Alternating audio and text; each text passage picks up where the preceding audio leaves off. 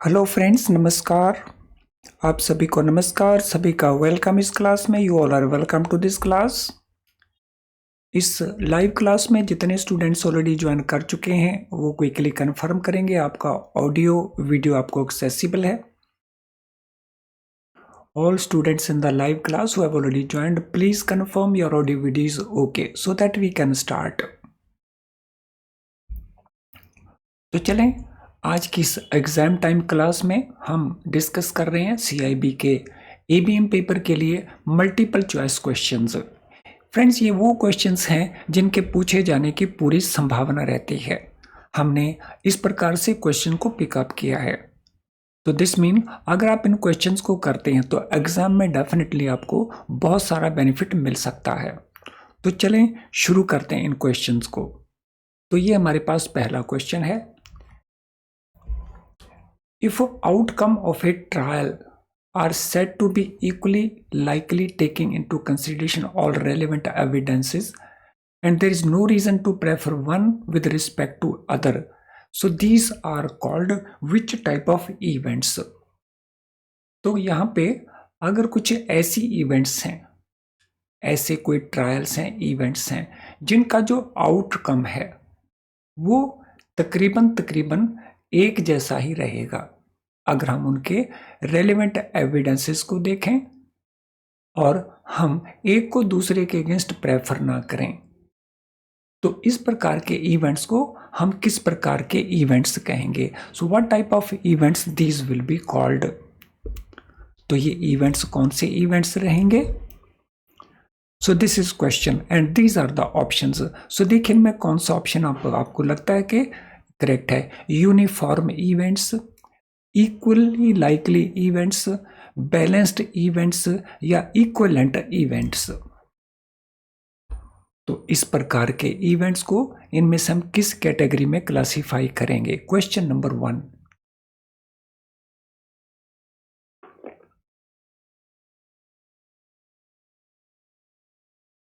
Friends, इस प्रकार के जो इवेंट्स हैं इनको हम कहते हैं equally likely events. Equally likely events यानी उनका आउटकम एक जैसा ही रहने वाला है। Question number 2। A statistical function which describes all possible values of a random variable x and its corresponding probability that x can take within a given range which is bounded between the minimum and maximum possible value, it is called। तो ये हमारे options हैं। ए statistical function, ये एक statistical function है जिसकी हम यहाँ पे डेफिनेशन इनमें से दे रहे हैं। Which describes all possible values of a random variable x, जो एक रैंडम वेरिएबल एक्स की ऑल पॉसिबल वैल्यू जो हो सकती हैं वो डिस्क्राइब करता है और उसकी कॉरस्पॉन्डिंग प्रोबेबिलिटी भी डिफाइन करता है, डिस्क्राइब करता है, which X can take within the given range and this is bounded by between minimum and maximum possible values. इसको हम क्या कहते हैं? इसको हम एक्सपेक्टेशंस कहते हैं, इसको हम डिस्क्रीट रैंडम वेरिएबल्स कहते हैं, इसको हम रैंडम वेरिएबल्स कहते हैं या इसको हम प्रोबेबिलिटी डिस्ट्रीब्यूशन कहते हैं। What do we call it? तो क्या कहते हैं हम इसको? Question number 2। What shall be our answer for question number 2?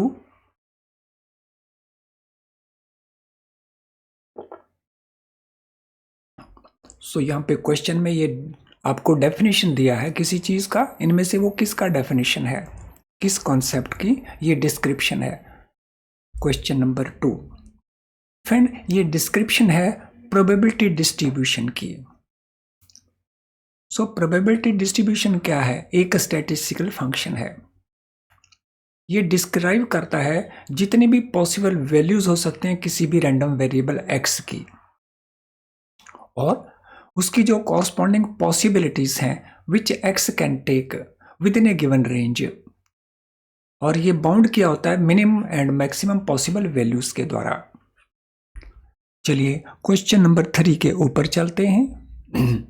The type of credit risk of a government और सेंट्रल बैंक बीइंग अनविलिंग और unable to meet its contractual obligations is called. तो credit risk है, लेकिन credit risk कहां से आ रहा है? Government से या सेंट्रल बैंक से? दे आर नॉट विलिंग और they are unable to meet their contractual obligation. तो गवर्नमेंट के साथ उनका गवर्नमेंट का कोई ऑब्लिगेशन था या सेंट्रल बैंक का कोई ऑब्लिगेशन था, बट दे आर अनविलिंग, वो नहीं चाहते, या they are unable to meet that contractual obligation, तो उसको हम क्या कहते हैं? तो किस टाइप का रिस्क कहते हैं? वैल्यू एट रिस्क कहेंगे, क्रेडिट कॉन्सेंट्रेशन रिस्क कहेंगे, कंट्री और सॉवरेन रिस्क कहेंगे, या क्रेडिट डिफॉल्ट रिस्क कहेंगे? तो question number 3, what shall be the answer?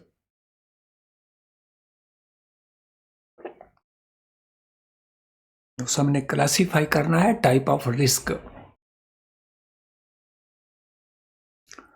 And इस प्रकार का जो रिस्क रहता है ये गवर्नमेंट से है या सेंट्रल बैंक से है। तो दिस मीन ये कंट्री से हो गया, या उसी को हम कहते हैं सॉवरेन। तो इस रिस्क को हम कौन सा रिस्क कहते हैं? इसको हम कहते हैं कंट्री और sovereign risk. So option C is the answer. Question number 4, an option which gives the right to buy is called which type of option? An option that gives the right to which is called put option. तो यहाँ पे हमने 2 fill in the blanks complete करने हैं और ये question option के बारे में है। अगर कोई ऑप्शन ऐसी है जो हमें राइट टू बाय देती है तो उसको हम कौन सी ऑप्शन कहेंगे? और अगर वो पुट ऑप्शन है तो फिर उसमें हमें किस प्रकार का राइट मिलता है? यानी एक में आपको बता दिया गया है कि वो कौन सा ऑप्शन है और दूसरे में आपको बता दिया है कि उसमें हमें कौन सा राइट मिलता है। तो आपको ये 2 फिल इन द ब्लैंक्स करने हैं और ये हमारे ऑप्शन आंसर्स हैं। तो ये जो ऑप्शन है इसको हम कहते हैं कॉल ऑप्शन और यहाँ पे राइट टू बाय होता है। पुट ऑप्शन है राइट टू सेल है, कॉल ऑप्शन है राइट टू सेल है, पुट ऑप्शन है राइट टू बाय है। तो आपने ये देखना है यहाँ पे कौन फिल इन द ब्लैंक्स आएगा और यहाँ पे कौन सा फिल इन द ब्लैंक्स आएगा। क्वेश्चन नंबर 4, तो ऑप्शन में क्या रहता है? There is a buyer, there is a seller. So seller जो है वो रिस्क प्रोटेक्शन प्रोवाइड करता है। सो सेलर ही अंडरटेक्स द रिस्क और बायर को मिलता है राइट। बायर को दोनों प्रकार के राइट मिलते हैं। उसको राइट मिलता है बाय करने का भी, उसको राइट मिलता है सेल करने का भी। ये ध्यान रहे, उसको राइट मिलता है, उसकी कोई ऑब्लिगेशन नहीं है, देयर इज नो ऑब्लिगेशन। लेकिन सेलर को राइट नहीं मिलता, सेलर की ऑब्लिगेशन है। अगर बायर बाय करना चाहे एग्रीमेंट के मुताबिक तो इसको सेल करना पड़ेगा सेलर को, और अगर एग्रीमेंट के मुताबिक बायर को सेल करना पड़े, बायर ऑफ ऑप्शन, तो ऑप्शन के बायर को अगर सेल करने का राइट अवेलेबल है तो फिर जो सेलर है उसको बाय करना पड़ेगा। तो जो भी हमारी ऑप्शन बाय करने की ऑप्शन है उसको हम कहते हैं कॉल ऑप्शन, और जो हमारी सेल करने की ऑप्शन है उसको हम कहते हैं पुट ऑप्शन। तो ऑप्शन सी हमारा आंसर करेक्ट बन गया। तो हमने कॉन्सेप्ट को भी ठीक से अंडरस्टैंड कर लिया और क्वेश्चन का आंसर भी दे दिया। हमें क्लैरिटी चाहिए, कंसेप्ट की clarity. Question number 5, which of the following is an appropriate explanation of the estimate in statistics?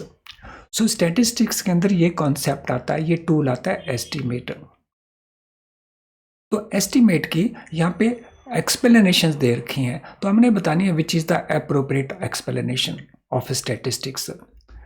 तो ये हमारे ऑप्शन आंसर्स हैं। तो देखिए इनमें से best option, most appropriate option answer कौन सा लगता है?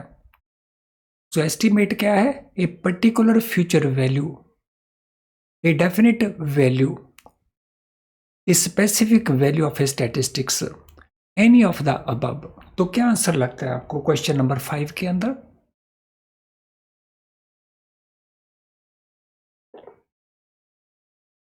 सभी ऑप्शंस को केयरफुली इवेल्युएट करना और फिर आंसर प्रोवाइड करना क्वेश्चन नंबर 5 के लिए। तो दिस इज एस्टिमेट क्या है? एक स्पेसिफिक वैल्यू है किसी स्टैटिस्टिक्स की।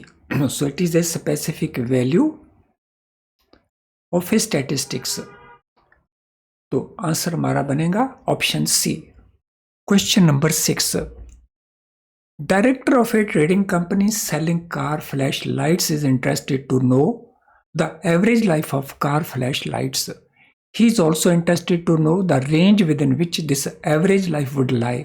For this per estimate, which of the following would be used? So एक कंपनी है, एक ट्रेडिंग कंपनी है ये। तो ये क्या बेचती है? कार की फ्लैश लाइट्स बेचती है। और ये चाहते हैं कि उनको पता चले कि कार की फ्लैश लाइट की एवरेज लाइफ कितनी है और रेंज कितनी है जिसके बीच में एवरेज लाइफ लाई कर सकती है। इसके लिए किस एस्टीमेट को यूज किया जाएगा?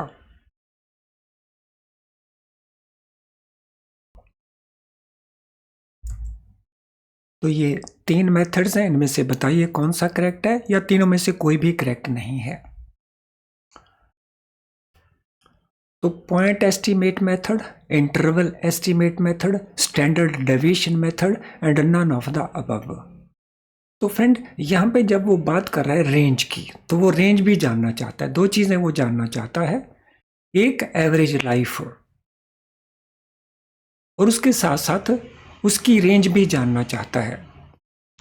सो जब वो रेंज जानना चाहता है तो it mean we are talking about interval estimates. तो जैसे ही वर्ड रेंज आएगा, immediately we will come to know that it is question relating to interval estimate method. चलिए अगले क्वेश्चन में जाने से पहले very useful information for you. JIB-CIB-online.com ये हमारी वेबसाइट के ऊपर CIB एग्जामिनेशन से रिलेटेड जितने भी आपके कंपलसरी पेपर्स हैं, मॉक टेस्ट अवेलेबल हैं। सो 10 मॉक टेस्ट ईच आपको अवेलेबल हैं, जिनमें बहुत सारे क्वेश्चंस हैं और ये आपको फ्री अवेलेबल हैं। ये ऑनलाइन अवेलेबल होंगे, यानी आपको हमारी वेबसाइट को लॉगिन करना होगा। रियल टाइम बेसिस के ऊपर अवेलेबल हैं, जिससे आपका जो टाइम मैनेजमेंट है उसमें डेफिनेटली हेल्प मिलने वाली है।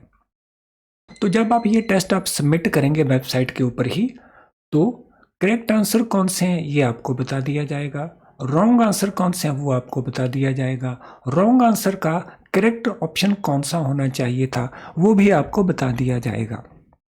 यानी ये आपकी प्रैक्टिस अच्छी करवा सकते हैं। लेकिन अगर आपको चाहिए बेस्ट प्रिपरेशन सो दैट आपको एग्जाम में पास करने में हेल्प मिले, तो फिर आप यूज़ करिए हमारे वीडियो लेसन्स को। तो इनको यूज़ करें रिवीजन पर्पस के लिए, और case studies and PDF question bank को आप प्रैक्टिस के लिए यूज़ करिए। तो डेफिनेटली आपकी जो प्रेपरेशन है वो उस प्रकार से बन सकती है जिसमें आपको एग्ज़ाम को क्लियर करने में काफ़ी हेल्प मिल सकती है। और ये बहुत ही लो प्राइस के ऊपर अवेलेबल है और इसमें क्वालिटी का कोई कॉम्प्रोमाइज़ नहीं है। हाँ, ये हमारी दूसरी वेबसाइट के ऊपर अवेलेबल है, NSToolschoolofbanking.com के ऊपर। इन दोनों ही वेबसाइट का लिंक जो है हमने डिस्क्रिप्शन ऑफ दिस वीडियो हमने दे रखा है, तो इनका बेनिफिट लीजिए और अपने पास होने की पॉसिबिलिटीज़ को इम्प्रूव करिए। तो चलिए अब हम चलते हैं अगले क्वेश्चन के ऊपर। Which of the following statement regarding simulation is correct? तब स्टेटमेंट हमारे सामने सिमुलेशन को लेकर के है। तो सिमुलेशन से रिलेटेड कौन सी स्टेटमेंट लगता है कि आपको करेक्ट है? तो ये आपके सामने स्टेटमेंट्स हैं, तो देखिए कौन सी स्टेटमेंट आपको लगता है करेक्ट है। क्वेश्चन नंबर 7, सभी स्टेटमेंट्स को केयरफुली रीड करिए।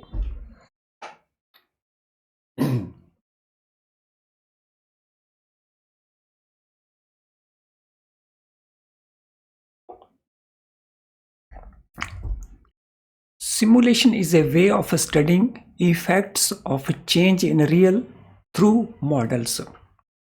So simulation क्या है? ये एक मेथड है जिसमें हम रियल चेंजेस का इफेक्ट स्टडी करते हैं, और वो भी मॉडल्स के थ्रू।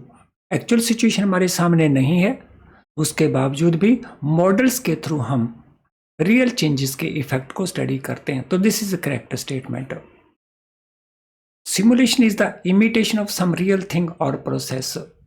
तो सिमुलेशन क्योंकि हम किसी रियल चीज के लिए कर रहे हैं, इसीलिए ये उसका इमिटेशन है, उसकी नकल है, हम उसकी मिमिक्री कर रहे हैं सिमुलेशन के द्वारा। This also is correct. In simulation it is try to imitate a system और environment in order to predict actual behaviour. तो हम प्राइमरली क्या कर रहे हैं, स्टडी कर रहे होते हैं जैसा हमने यहाँ पे देखा। किसको, किसी सिस्टम को या किसी एनवायरनमेंट को, किस पर्पस के लिए, ताकि हम जो उसका एक्चुअल बिहेवियर होने वाला है उसको प्रिडिक्ट कर पाए। तो ऑप्शन सी भी हमारी करेक्ट है। So this mean all are correct. So हमारा ऑप्शन डी करेक्ट आंसर बन जाता है। Question number 8, in a formal organization setup following are taken into account. अगर कोई फॉर्मल ऑर्गेनाइजेशन सेटअप है तो उसके कौन कौन से एलिमेंट्स रहते हैं। एक गिवन गोल होता है, एक स्ट्रक्चर होता है, एक्सप्लिसिट रोल्स होते हैं, एक्सप्लिसिट हम कहते हैं जो लिख के बताए जाते हैं, क्लियरली बताए जाते हैं। देन रिलेशनशिप होती है in order to coordinate the activities. तो ये डिफरेंट एलिमेंट्स हैं।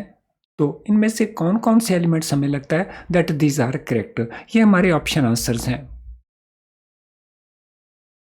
सो it is it 1 to 4 all? Is it 1 to 3 only? Is it 1 and 3 only? Or is it 2 and 4 only? Formal organization setup, उनके कौन कौन से elements हैं। सो क्वेश्चन नंबर 8 देखिए कौन सा आंसर बनता है। सभी एलिमेंट्स को हम देख लेते हैं।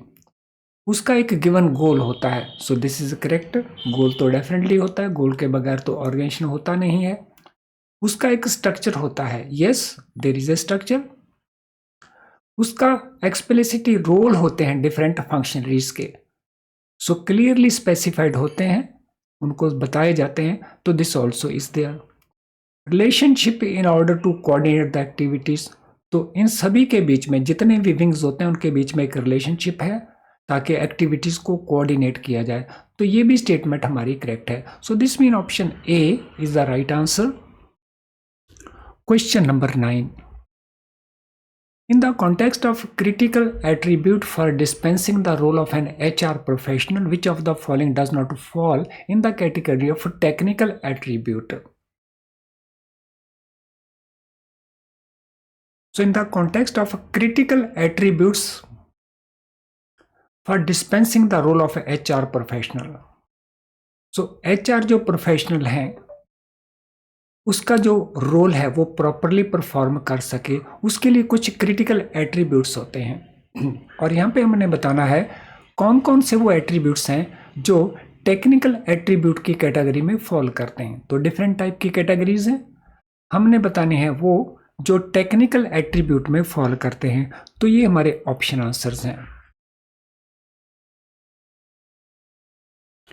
Organising ability, knowledge of behavioral sciences, knowledge and skill in counseling, understanding of overall organizational culture। तो हमने बताना है टेक्निकल एट्रीब्यूट इनमें से कौन सा है।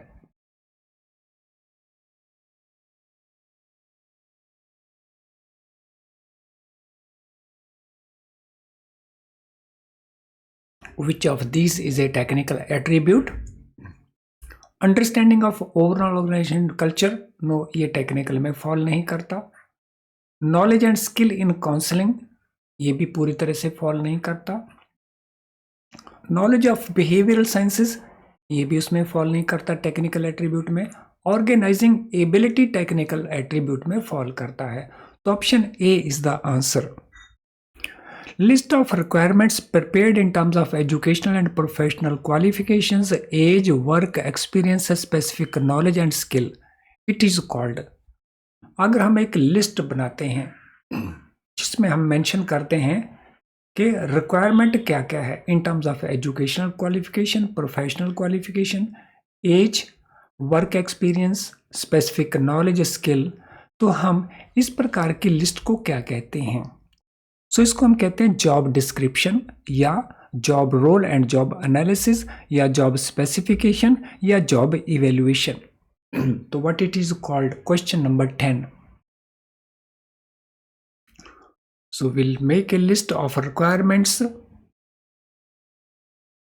in terms of these attributes. तो हम इसको क्या कहते हैं, इस प्रकार की लिस्ट को? तो हम जॉब को डिस्क्राइब कर रहे होते हैं, या रोल एंड जॉब का एनालिसिस कर रहे होते हैं, या जॉब को हम स्पेसिफाई कर रहे होते हैं, या जॉब का इवेल्युएशन कर रहे होते हैं। क्वेश्चन नंबर 10, एंड इसको हम कहते हैं जॉब स्पेसिफिकेशन। तो जॉब की स्पेसिफिकेशन है, तो इस एक पर्टिकुलर जॉब को परफॉर्म करने के लिए एजुकेशनल या प्रोफेशनल क्वालिफिकेशन क्या चाहिए, एज क्या होनी चाहिए, वर्क एक्सपीरियंस क्या होना चाहिए, स्पेसिफिक नॉलेज की रिक्वायरमेंट क्या है, तो ये हम सब कुछ स्पेसिफाई करते हैं। Question number 11, individuals are not static, they are dynamic and change by acquiring new knowledge, by acquiring new skills, by developing attitudes, by change in belief। जो इंडिविजुअल हैं, जो वो हमेशा एक तरह से नहीं सोचते, एक जैसे नहीं रहते, दे आर नॉट स्टैटिक, वो डायनामिक है, लगातार चेंज होते जाते हैं। तो अपने आप को वो चेंज करते हैं। कैसे चेंज करते हैं? By acquiring new knowledge, by acquiring new skills, by developing attitudes and by change in belief. तो ये हमारे सामने स्टेटमेंट्स हैं और यहाँ पे उनके ऑप्शन आंसर्स हैं। सो देखिए इनमें कौन सी ऑप्शन आंसर आपको लगता है कि करेक्ट है? क्या ऑल द 4 करेक्ट हैं, या केवल 1 2 3 करेक्ट हैं, या 2 2 4 करेक्ट हैं, या 1 3 एंड 4 ओनली करेक्ट हैं? Question number 11, what is the answer?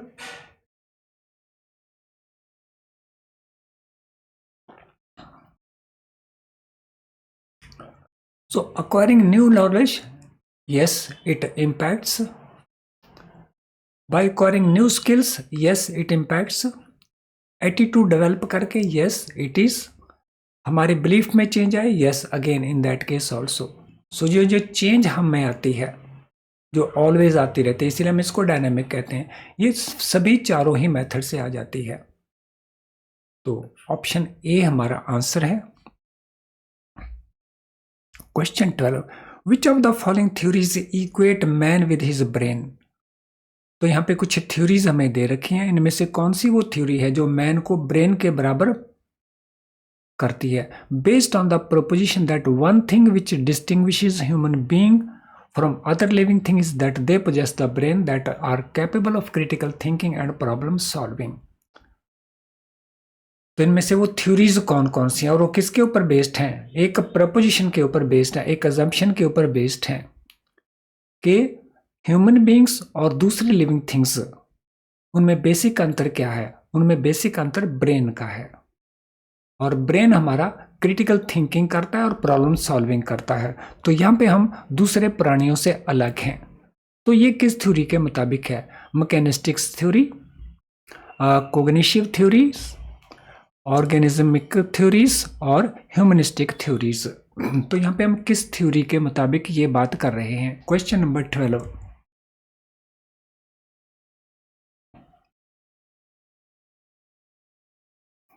तो इनमें से कौन सी थ्योरी है जो मैन को ब्रेन के साथ इक्वेट करती है? और एजम्पशन है कि हम दूसरे प्राणियों से अलग हैं क्योंकि हमारे पास जो ब्रेन है वो क्रिटिकल थिंकिंग भी करता है और प्रॉब्लम सॉल्विंग भी करता है। तो ये कौन सी थ्योरी ऐसा सजेस्ट करती है? तो ये सजेस्ट करती है organismic theory. It is done by organismic theory.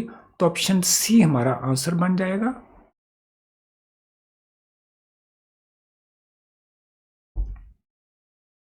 Question 13, state which of the following is not matched. तो यहाँ पे कुछ स्टेटमेंट्स हैं, तो उनमें से कौन सी मैच नहीं करती?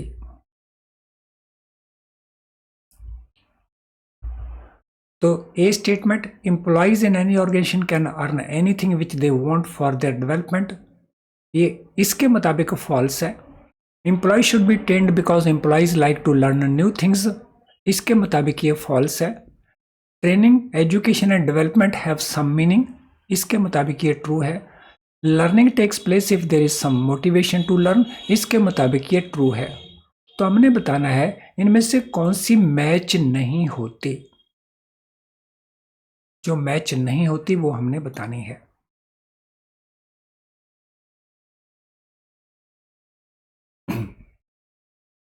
सो देख लेते हैं हर एक स्टेटमेंट को। Employees in the organisation can learn anything which they want for their development. So learning anything which they want for their development. So ये statement false लिखा हुआ है and this is correct. Employees should be trained because employees like to learn new things. So employees को इसलिए train नहीं करना क्योंकि वो पसंद करते हैं, रादर हमने तो उनको यूज करना है। तो टू दैट एक्सटेंट ये स्टेटमेंट लिखा है फॉल्स, तो ये फॉल्स हो गई। Training, education and development they have the same meaning, no, इनके तो डिफरेंट मीनिंग है। ट्रेनिंग का मीनिंग डिफरेंट है, एजुकेशन का मीनिंग डिफरेंट है, डेवलपमेंट का मीनिंग डिफरेंट है। Learning takes place if there is some motivation to learn, yes this is true statement. So option C हमारा आंसर बनेगा क्योंकि हमने बताना है कौन सा मैच नहीं कर रहा है। Question 14, under career pattern Schein has given comprehensive framework of three dimensional movement. और ये 3-डायमेंशनल मूवमेंट कौन कौन सी है? तो vertical, circumferential, radial and cervical. तो यहां से हमने आंसर बताना है, कोई 3 इनमें से ठीक है। सो शीन का जो कॉम्प्रिहेंसिव फ्रेमवर्क है और ये रिलेट करता है किसको? कैरियर पैटर्न्स को। इसमें 3-डायमेंशन मूवमेंट रहता है। तो वो डायमेंशन कौन कौन से हैं? वर्टिकल है, सर्कमफेरेंशियल है, रेडियल है या सर्विकल है। तो कौन सा आंसर आपको लगता है करेक्ट है? Question number 14, what is the answer?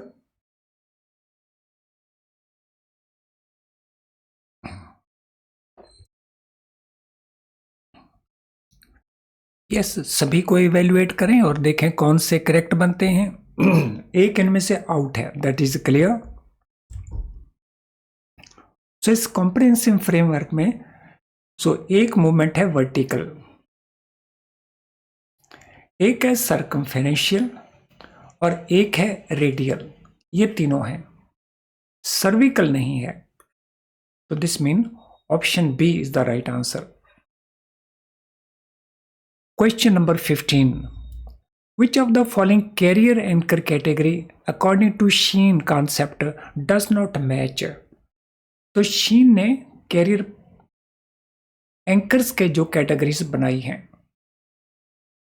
उनमें से कौन सी नीचे दी गई मैच नहीं करती है? तो ये हमारे ऑप्शन आंसर्स हैं। Some individual want to create something new, इसको हम ऑटोनॉमी कहेंगे। ऐसा स्टेटमेंट में बताया गया, हमें इवेल्युएट करना है। Some individuals are not comfortable with organisation life, they like to start something and want to make it a success, इसको हम कहते हैं autonomy. Some individual want to create something new, इसको हम कहते हैं क्रिएटिविटी। या इनमें से कोई भी नहीं है। हमने बताना है कौन सा मैच नहीं करता है, विच डज नॉट मैच।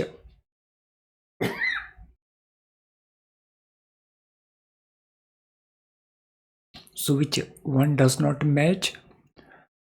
तो सर्टेनली नंबर 1 ए से और सी में से कोई एक मैच नहीं करता होगा।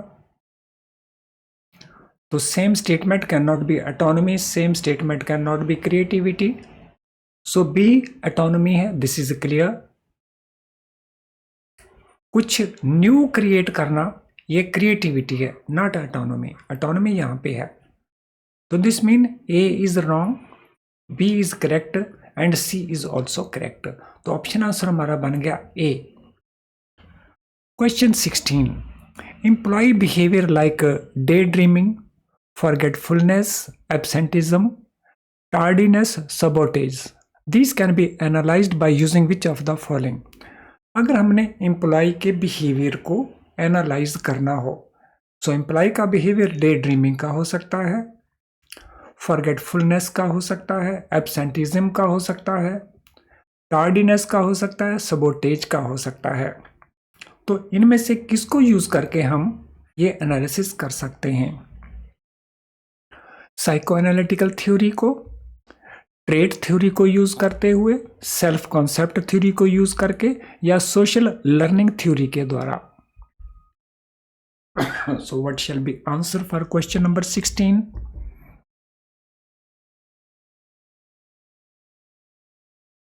तो इनमें से कौन सी थ्योरी एम्प्लॉय के बिहेवियर को एनालाइज कर सकती है और एम्प्लॉय के इस बिहेवियर में ये पैटर्न है, तो हमने बताना उस थ्योरी का नाम। Question number 16, what shall be the answer? Friend, ये थ्योरी जो है ये है साइको एनालिटिकल थ्योरी। सो साइको एनालिटिक थ्योरी के मुताबिक हम एनालाइज करते हैं एम्प्लॉय को बिहेवियर को, और उस बिहेवियर में ये सारे आ जाएंगे। डे ड्रीमिंग आ जाएगा, फॉरगेटफुलनेस आ जाएगी, एब्सेंटिज्म आ जाएगा, टार्डीनेस आ जाएगा, सबोटेज आ जाएगा। चलिए, let us now go to question number 17। According to personality job fit theory of John Holland, which of the following relates to realistic type of personality? तो personality की different theories हैं, और एक theory में है पर्सनैलिटी जॉब फिट थ्योरी, और ये theory John Holland का थ्योरी है। इनमें से आपको बताना है which of the following relates to realistic type of personality. तो ये सिचुएशंस हमें गिवन है। Realistic type of personality, so अगर कोई रियलिस्टिक टाइप ऑफ पर्सनैलिटी, तो वो लोग क्या करते हैं, they prefer physical activities which require skill, strength and coordination. ऐसा स्टेटमेंट का कहना है, हमें इवेल्युएट करना है कि ये करेक्ट है या रॉन्ग है। वो प्रेफर करते हैं activities which involve thinking, organising and understanding. तो वो प्रेफर करते हैं activities which involve helping and developing others. वो इन्वॉल्व करते हैं, प्रेफर करते हैं rule regulated, orderly and unambiguous activities. तो हमने बताना है इनमें से कौन सा रिलेट करता है रियलिस्टिक टाइप ऑफ पर्सनैलिटी को। तो ये 4 हमें स्टेटमेंट्स दे रखे हैं, ऑप्शन दे रखे हैं। हमने पिकअप करना है कौन सी इस थ्योरी को रिलेट करती है। Personality job fit theory of John Holland. ये एक दूसरा क्वेश्चन बन जाता है कि ये जो थ्योरी है किसकी थ्योरी है। Friend, according to this theory, so जो रियलिस्टिक टाइप ऑफ पर्सनैलिटी लोग हैं वो प्रेफर करते हैं फिजिकल एक्टिविटीज को जिसमें स्किल, स्ट्रेंथ एंड कोऑर्डिनेशन की जरूरत है। तो option A is the right answer. Question number 18, according to personality job fit theory of John Holland, same theory, jobs like biologist, economists, mathematicians, news reports are generally preferred by persons with which type of personality? तो यहाँ पे हमें realistic type of personality बताया गया था और jobs हमसे पूछी गई थी, और यहाँ पे ये जॉब्स बताई गई उसी थ्योरी के मुताबिक, और यहाँ पे हमने बतानी है विच टाइप ऑफ पर्सनैलिटी से मैच करती हैं ये jobs. Investigative personality, social personality, conventional personality या enterprising personality. Question number 18, what shall be the answer?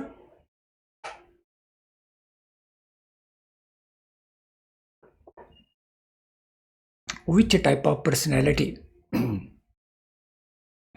Friend, ये जो पर्सनैलिटी है, ये जो बायोलॉजिस्ट का जॉब है, इकोनॉमिस्ट का जॉब है, मैथमेटिशियन है, ये सारे के सारे बेसिकली इन्वेस्टिगेटिव करने वाले इंटरेस्टेड लोग हैं। तो ये इन्वेस्टिगेटिव टाइप ऑफ पर्सनैलिटी है according to John Holland. Friend, इससे पहले कि हम अगले क्वेश्चंस को कंप्लीट करें, अभी तक बहुत हमने वैल्यूएबल क्वेश्चन को डिस्कस किया है।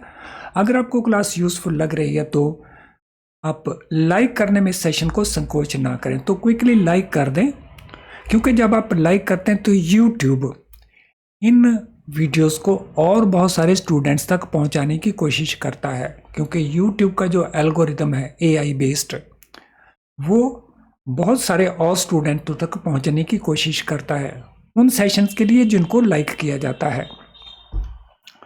और अगर हो सके तो इसके लिंक को अपने सोशल मीडिया अकाउंट में पोस्ट कर देना ताकि और लोग भी बेनिफिट उठाएं।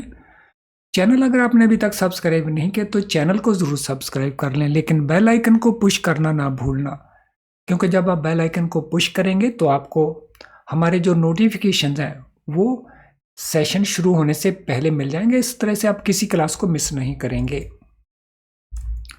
तो चलिए, आई होप ये आप कर रहे होंगे। नेक्स्ट हम क्वेश्चन के ऊपर चलते हैं। Which of the following is the traditional approach for managing diversity.